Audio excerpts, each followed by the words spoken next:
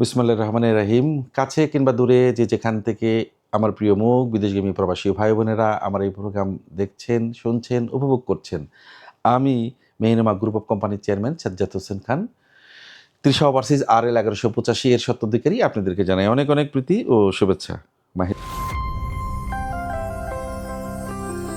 Trisha international overseas limited বিশ্বস্ত এবং আস্থার প্রতীক। মাহে রমজান মাস, শুরুতেই বিসমিল্লাহ বলে আপনাদের কাছে আলহামদুলিল্লাহ বলে আপনাদের সঠিক তথ্যভিত্তিক তথ্য দেওয়ার চেষ্টা করছি।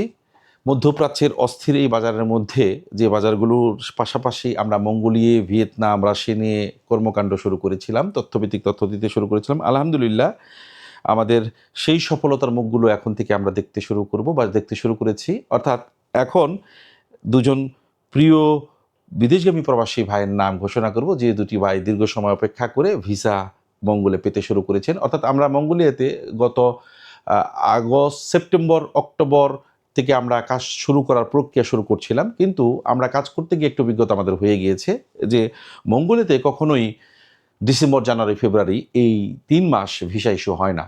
এর একটি বিশেষ কারণ হচ্ছে যে তখন ওই দেশটি একদম বরফে আচ্ছন্ন ঢাকা থাকে এবং -29 পর্যন্ত তার তাপমাত্রা চলে যায়। মানুষ ঘর থেকে বের হয় না, ফ্যাক্টরি থেকে বের হয় না এবং বেরোনোর কোনো সুযোগ থাকে না।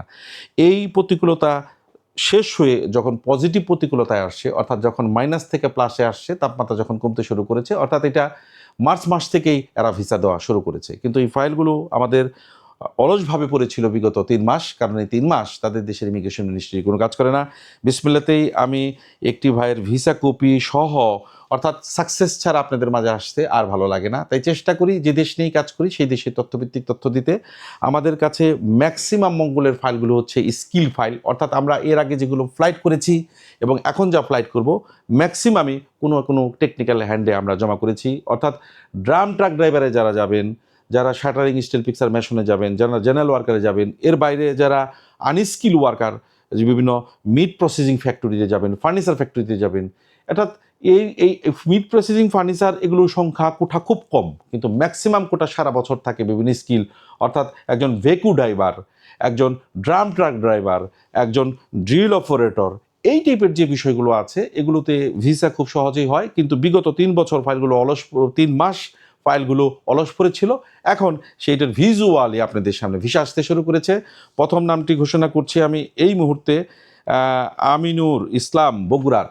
আমি দেখানোর চেষ্টা করছি, কারণ মঙ্গোলিয়ার ভিসাগুলো কিন্তু এভাবে বারকোড স্ক্যান করা থাকে, একটু কাছ থেকে দেখলে বুঝতে পারবেন। বারকোড স্ক্যান করা থাকে এবং সেগুলো সব অনলাইন করা থাকে, এখানে অন্য কোনো কিছু করার সুযোগ নাই।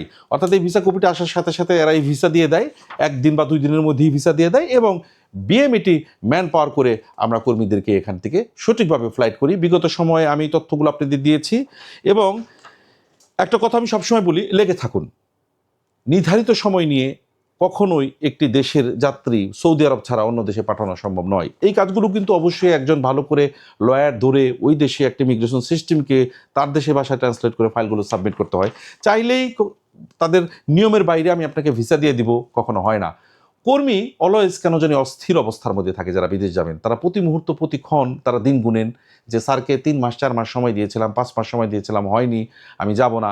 অস্থির হয়ে এক সময় যখন ফাইলটা ফাইনাল স্টেজে আছে, ভিসা ডেলিভারি দিবে, তখন অস্থির হয়ে ফাইলটা রিটার্ন নিয়ে যান। প্রিয় বিদেশগামী প্রবাসী, আপনি সৌদি আরবেও যেতে পারবেন না নির্দিষ্ট সময়ের মধ্যে যদি আপনার মেডিকেল জটিলতা থাকে, পরিষ্কার জটিলতা থাকে। তাই অস্থির নয়, যে প্রতিষ্ঠান, যে রিক্রুটিং এজেন্সি যারা বৈধভাবে কর্মী প্রেরণ করে তাদের সাথে লেগে থাকুন। দিন শেষে আপনার সফলতা এভাবেই পেতে থাকবেন, মঙ্গলেই হোক আর সেটা সৌদি আরবেই হোক।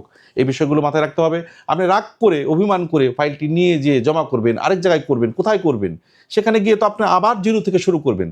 এভাবে এক এজেন্সি থেকে আরেক এজেন্সি থেকে ঘোরাঘুরি না করে যারা নিয়মিত কর্মী পাঠাচ্ছে তাদেরকে ধরে থাকুন, আপনার সফলতা আসবে ইনশাল্লাহ। গাজীপুর থেকে আরেকটি ভাই, M31 মেহেদি হাসান, এই যে এই ভাইটিরও তার ভিসাটি ইস্যু হয়েছেন এবং এভাবে বারকোড স্ক্যানিং করা। আপনি চাইলেও কোনোভাবে কোনো কিছু, কোনো কর্মীকে ফেক কোনো কিছু প্রমাণ করবেন, দিবেন, এটার কোনো সুযোগ অনলাইন পদ্ধতির ভিসার মধ্যে নেই। একটি বিষয় আপনাকে আমি বলে দিই স্পষ্ট, আমরা একটা যাত্রীকে বুঝিয়ে যতক্ষণ সম্ভব তাকে ধরে রাখার চেষ্টা করি, ভিসা দেওয়ার চেষ্টা করি, কিন্তু আপনাকে কখনো ফেক ডকুমেন্টারি আমি আপনাকে দিব না, মরে গেলেও না। কেননা একটা ফেক ডকুমেন্ট আপনাকে দিয়ে যারা প্রফেশনাল রিক্রুটিং এজেন্সি, তার আত্মসম্মান বোধটা সে কখনোই নষ্ট করতে পারবে না, এর কোনো জবাব নেই। আমি আপনাকে না হলে আপনার জীবন থেকে হয়তো সময় চলে যাবে, কিন্তু আপনার জীবন থেকে অর্থ এবং আপনার জীবনে কোনো ফেক ডকুমেন্টারি যাবে না। এই বিষয় রেখে যারা প্রফেশনাল আমার কাছেই যাবেন, আমরা ফেক করব না বা এই পুরোটা বলছি না, যারা প্রফেশনাল নিয়মিত কর্মী প্রেরণ করে তাদের সাথে যোগাযোগ করে ভালো একটা এজেন্সি থেকে যাবেন। পাশাপাশি আমরা যে এই মঙ্গোলিয়া এবং রাশিয়া এই দুইটা দেশ নিয়ে আমরা কাজ শুরু করেছি, যারা জমা করেছে দেখেন ধারাবাহিকভাবে যারা লেগে আছে প্রত্যেকেই পাচ্ছে। ধৈর্য ধরে লেগে থাকুন, ধৈর্যই আপনার মহত্তর লক্ষণ, ধৈর্যই আপনার জীবনে সফলতা এনে দেবে একমাত্র আপনার শ্রমবাজার লাইনে। এখন আরেকটি ভাই, যেটা টিএসএফ কোম্পানিতে আরও 2টা অফার লেটার আসছেন, এইদিকে ইদানিং যেগুলো বাকি ছিল ভেঙে ভেঙে আসতেছে, হোক আসুক 2টা হোক 4টা, যদি এগুলো গ্রুপ বাই গ্রুপ নামে, তারপরে দুটি ভাইয়ের ফাইল আসছে। 201 নাটোরের একটি ভাই, এটা হচ্ছে রাশিয়ার swing operator mister MD Shahin.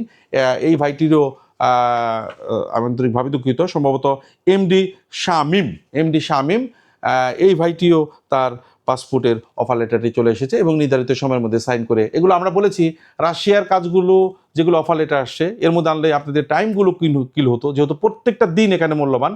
আমরা ঈদের পর অফিস খুলেই আপনাদের এগুলো ওয়ার পারমিট ইস্যু করে সাথে সাথে এম্বাসিতে জমা দেওয়ার প্রক্রিয়া করবো। এমনও হতে পারে যে ঈদের 2 দিন আগেও এনে ফেলতে পারি, টাইমের সাথে আলোচনা করে, কোম্পানির সাথে আলোচনা করে যেভাবে সুবিধা হয় সেভাবে আপনাদের প্রক্রিয়াটা করে দিব। C198 অর্থাৎ 198 টাঙ্গাইলের একটি ভাই, অর্থাৎ এই ভাইরা কিন্তু দক্ষ, এরা যারা যাবেন বা যারা যাচ্ছেন এরা দক্ষ, সুইং ক্যাটাগরিতে যাচ্ছেন, ওয়্যার হাউসের হচ্ছে, যারা যাচ্ছেন বা যাদের হচ্ছে তাদেরকে চেষ্টা করছি এভাবে সফলভাবে কোনো না কোনো কাজ করে দেওয়ার এবং তাদের দৃশ্যমান ভিজুয়ালি কোনো না কোনো কিছু আপনাদের সামনে এভাবে তুলে ধরার।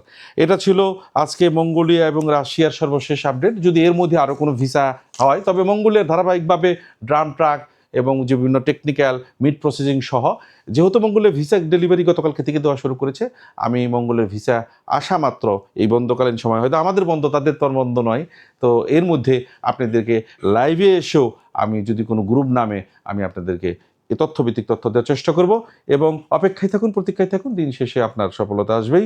এটাই ছিল আজকের সর্বশেষ তথ্যভিত্তিক তথ্য। ধন্যবাদ, সকালে ভালো থাকবেন।